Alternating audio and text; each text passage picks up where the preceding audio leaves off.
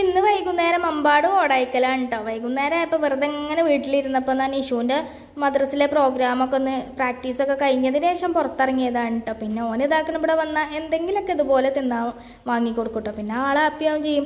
അപ്പോൾ ഓൻ തന്നെ പറഞ്ഞതാട്ടോ, പക്ഷേ വീട്ടിലിരുന്നിട്ട് എന്തോ ചടപ്പ്, നമുക്കൊന്ന് പുറത്തിറങ്ങാനാണ് ആളെ നിർബന്ധപ്രകാരം ഇറങ്ങിയതാണ് കേട്ടോ.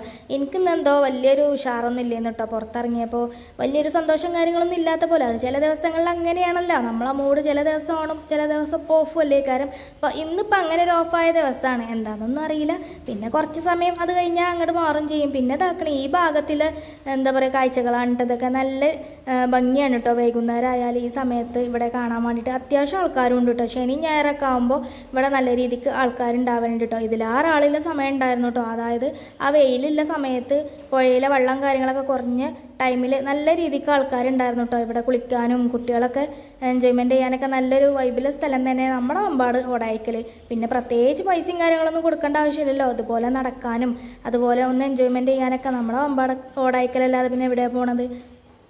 പിന്നെ വലിയ പൈസ ചിലവില്ലാത്ത പാർക്കും ഉണ്ടല്ലോ. കുട്ടികൾക്ക് ഇതേപോലെ ഇങ്ങനെ എൻജോയ്മെൻറ്റ് ചെയ്ത് കണ്ട് ഊഞ്ഞാലായിട്ടും ഇതുപോലെ കറങ്ങാനുള്ള സംഭവങ്ങളായിട്ടും എല്ലാ രീതിയിലുള്ള സംഭവം കുട്ടികൾക്ക് എൻജോയ്മെൻറ്റിനുള്ള കാര്യങ്ങളുണ്ട്. നമുക്കൊരു വശത്തിരുന്ന് തോണ്ടേ അല്ലെങ്കിൽ എന്തെങ്കിലും സൊറ പറഞ്ഞിരിക്കുക എന്തെങ്കിലുമൊക്കെ നമുക്കും ആകാലോ. അനീഷു ഇതാ പല ഐറ്റംസുമിലും ഓൻ കളിക്കുന്നുണ്ട് കേട്ടോ.